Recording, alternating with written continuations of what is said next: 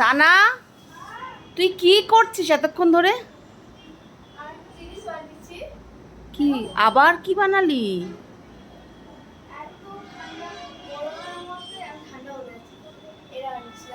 কি এটা? কি এর জিনিসটা কি বুঝতেই পারছি না। এটা ওপেন করে কি ঠান্ডা! এটা বানালি কি? ওই দুধটা আনলাম ওটা দিয়ে? বাবা, এটার মধ্যে মিল্ক আছে। কি দিয়েছিস?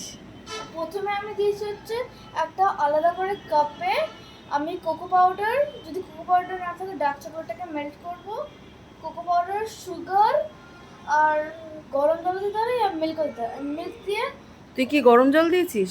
মিল্ক ও তুই শুধু মিল্ক, ঠান্ডা মিল্কটা? ওটা তো জাল দেওয়া হয়নি। জাল দিয়ে তুই র মিল্কটা দিয়ে করে দিলি? জাল দেওয়ার কোনো দরকার নেই।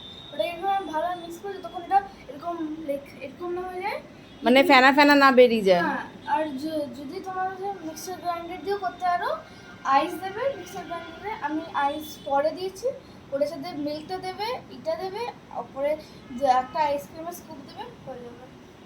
দাঁড়া, সিম্পল। খেয়ে দেখি তো।